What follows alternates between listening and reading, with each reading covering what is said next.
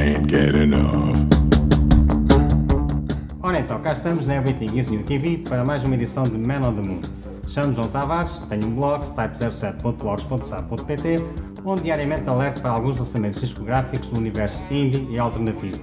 E tenho esta prateleira aqui atrás cheia de discos para partilhar convosco.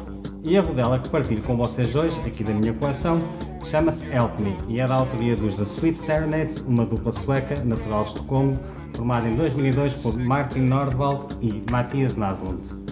Estes dois tipos já se conhecem há vários anos, parece que são amigos de longa data desde o remoto ano de 1991. Editaram no passado mês de setembro este Help Me, através da Leon Records, um selo da própria banda.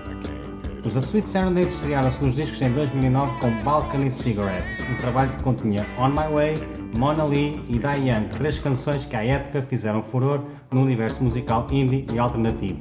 Die Young até fez parte da banda sonora da Anatomia de Grey. Reza a lenda que gastaram os royalties muito bem gastos. Martin foi ao dentista, Mattias comprou um cão e com o dinheiro que sobrou investiram aqui nesta roulotte para passar o tempo, escrever canções e discutir sobre assuntos pertinentes relacionados sobre a música e a existência humana. Os The Sweet Serenades são neste momento uma das bandas mais importantes do riquíssimo panorama indie sueco e fazem concorrência a outros projetos conterrâneos como Jens Lekman, Azul Bleu, El Perro del Mar, Norrecust, First Aid Kit, Foreign Sleepers, Hold Your Horses, 505s, Little Dragon, Emerald Park, Turn Off Your Television, The Perishers e Likely. Ufa, que país, até fixa em fogo. Olha-se aqui para as letras e percebe-se porque é que eles dizem que são influenciados por corações partidos, pela frustração sexual e por toda a carga criativa que essa sensação supostamente lhes causa.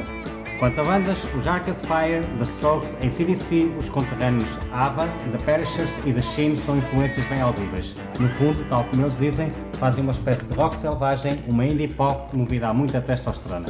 Resumindo, a audição de Help Me leva-nos numa viagem até à fusão dos primórdios da pop dos anos 50 com o rock mais épico da década de 80.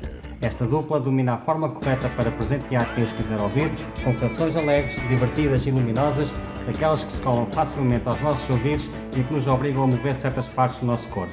Espero que apreciem a sugestão.